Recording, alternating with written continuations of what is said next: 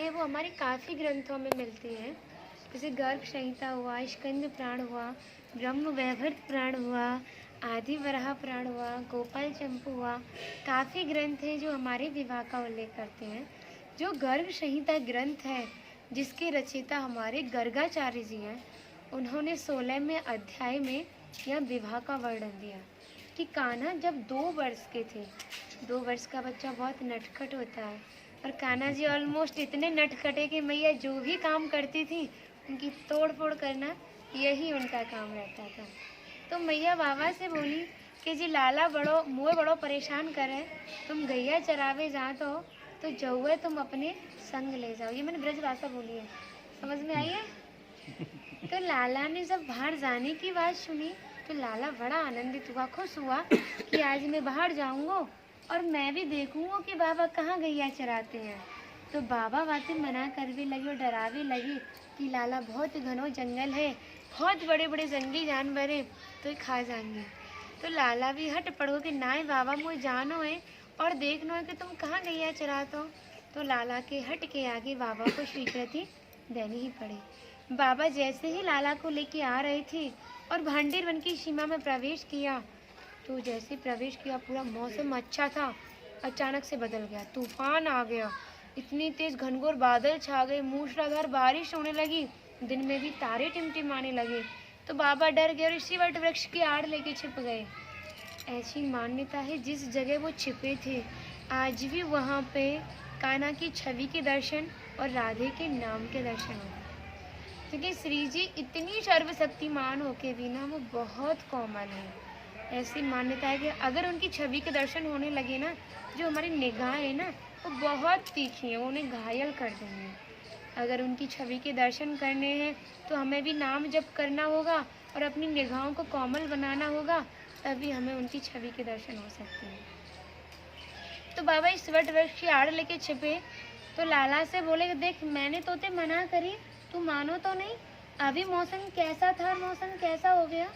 फिर क्या देखते हैं, जो तूफान था वो शांत हुआ, एक दिव्य किरण उत्पन्न हुई। उस किरण का तेज इतना था कि हजारों सूर्यों के समान था, जिस कारण नंद बाबा की आंखें बंद हो गई। क्योंकि हम लोग तो एक सूरज मांगना देख पाए, वो तो हजारों सूर्यन के समान किरणी।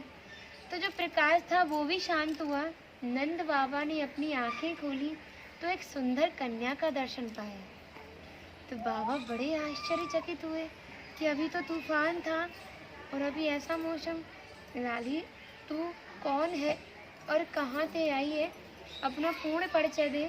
तो श्री जी ने अपना नाम बन सखी बताया और बोली, बाबा आपको भयभीत देखता हुआ आपके पास आई है। फिर श्री जी की निगाह जो बाबा पर लग रहे गोदी में लाला पे गई और बोली, बाबा तुम्हारा लाला बड़ा सुंदर है, मैं तुमको गोदी में दूं। तो बाबा बोले, देख लाली ऐसे तो लाला को ना दूंगो, पहले तू अपना पूर्ण और सही परिचय देगी जब ही तो लाला को दूंगो। क्योंकि मैं तो यहाँ बहुत दिनों से गैया चरावे आ रहा हूँ पर मैंने तो आज तक नहीं देखी, और तू इतनी छोटी सी जब मौसम को देख के भयभीत ना भाई डरी ना, जो मैं इतना बड़ा जब मौसम में देख के डर गो। पहले तो कौन है तू बता पहले। फिर इतना आग्रह श्री जी ने सुना तो हमारी श्री जी ने नंद बाबा को दिव्य रूप का दर्शन दिया। जैसे ही नंद बाबा ने श्री जी के दिव्य रूप के दर्शन पाए, उन्हें नतमस्तक प्रणाम किया।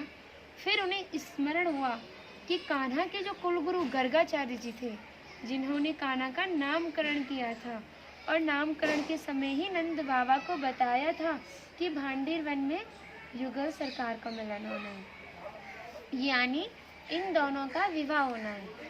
तो जैसे उन्हें स्मरण हुआ, श्री जी ने फिर से 16 वर्ष का रूप लिया और बाबा बोले, ले लाली तू अपने प्राणनाथ को संभाल, जो तूफान आयो जाते मेरी 9 लाख गाय इधर उधर है गई हैं, उन्हें मैं ढूंढ के लाता हूँ, और जो तेरा मनोरथ है वह पूर्ण करके लाला घर पहुँचा दियो। इतना कह के बाबा आगे प्रस्थान करते हैं तो श्री जी ने ही कृष्ण को किशोर अवस्था रूप धारण करवाया है। दोनों ही 16 वर्ष के होके इसी भांडेर बट के नीचे बैठ के प्रिया प्रीतम जी श्रृंगार कर रहे थे। प्रिया जी प्रीतम जी का और प्रीतम जी प्रिया जी का। तो ब्रह्मा जी ने इतना सुंदर दिव्य नज़ारा जब भूलोक पर देखा तो उनको बहुत श्राप लगे हुए थे। इस कारण का ब्रज मंडल में कहीं भी कोई स्थान नहीं था। उन्होंने सोचा आज युगल सरकार का मिलन है, क्यों ना इन दोनों का विवाह संपन्न करा दिया जाए, तो मुझे पापों से मुक्ति मिलेगी और शायद इस ब्रज में मुझे स्थान मिल जाए। यही सोचकर जो हमारे हिंदू में रीति रिवाजें होती हैं, उनसे यहाँ पे विवाह संपन्न कराया है। क्योंकि हिंदू रीति रिवाज में एक रिवाज होती है कि एक पिता अपनी बेटी के पीले हाथ नहीं कर दे तब तक विवाह संपन्न नहीं माना जाएगा। तो ब्रह्मा जी ने पिता और पुरोहित दोनों ही कार्य निभाए हैं। हमारे सनातन धर्म में ये भी रिवाज है कि अगर पुरोहित कोई शुभ कार्य या मांगलिक कार्य कर रहा हो, उसको दान या दक्षिणा ना दे दो, तब तक हमारा शुभ कार्य सफल नहीं माना जाता। तो कान्हा जी ने ब्रह्मा जी से कहा, आपको क्या चाहिए, आप मांगो। तो ब्रह्मा जी ने कहा है, नारायण मुझे आपकी चरण धूल और भक्ति चाहिए। तो कान्हा ने तथास्तु बोला है। तो ब्रह्मा जी ने उनके चरणों में से धूल ले जाकर जो पुष्कर राजस्थान में उनका मेन मंदिर है वहाँ पर भक्ति की है। आइए हम आपको इस वट वृक्ष में गठबंधन समझाते हैं। श्री राधे।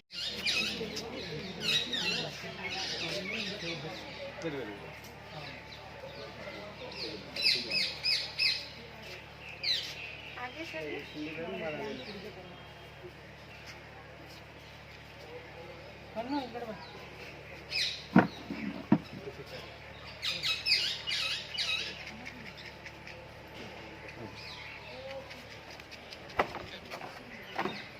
देखो, ये गोरा वृक्ष है, श्वेत है।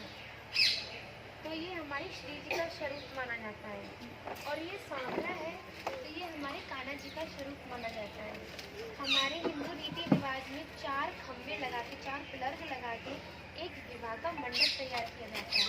तो ये उसी तरीके के 4 खम्भे हैं, 1, 2, 3 और ये 4।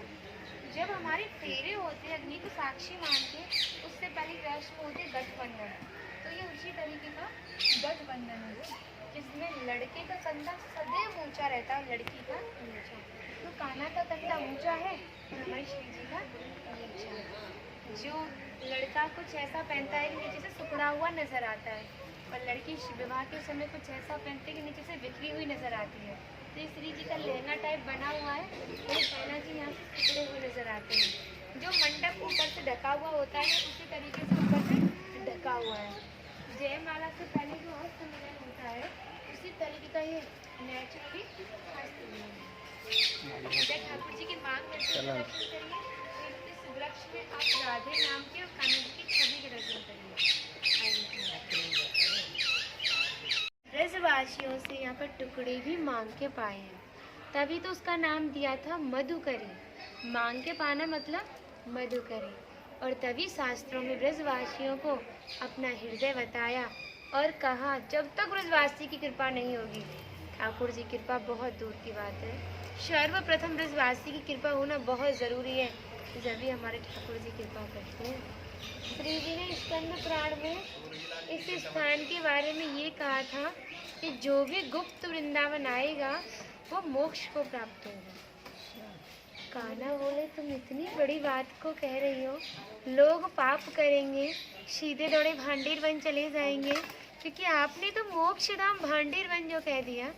हमारी लाडली जी ने कहा, नहीं कान्हा, मैं जिस पर विशेष कृपा करूंगी, जिसके प्रति मेरी भक्ति और भाव दोनों सच्चे हैं और जो मेरी शादी में उपस्थित है, अगर वो भक्त पहली बार वृंदावन आता है तो पहली बार में ही गुप्त वृंदावन आ जाएगा। नहीं तो भक्तों को कई बार वृंदावन आना होगा, जब जाके आप गुप्त वृंदावन आओगे, और वो भी डायरेक्टली नहीं, किसी के माध्यम से। इस स्थान तक पहुंचने के लिए माध्यम बहुत जरूरी है, आपका माध्यम। श्री जी ने ये कहा था कि जो भी भांडीर वन में प्रवेश करेगा, प्रवेश करने से ही जो कान्हा ने 14 लीलाएं की हैं, उनके दर्शन मात्र का फल प्राप्त होगा। और जो भी यहाँ के किनका प्रसादी पाएगा, वो इस ब्रज गोलोक धाम से वैकुंठ गोलोक धाम को जाएगा। और ये जो भांडीर बट है, अगर इसके ऊपर से कोई पक्षी मात्र भी ऊपर होकर गुजर जाए, या पूरे भांडीर वन की तरफ कोई आंख उठा के भी देख ले, तो उसके जीवन में जो भी कष्ट हैं, उनका स्वयं खुद हमारी लाडली जी निवारण करती हैं। और वो भक्त जन्म वरण के बंधन से मुक्त होके मोक्ष को प्राप्त होता है। ये भक्त माल में लिखा है।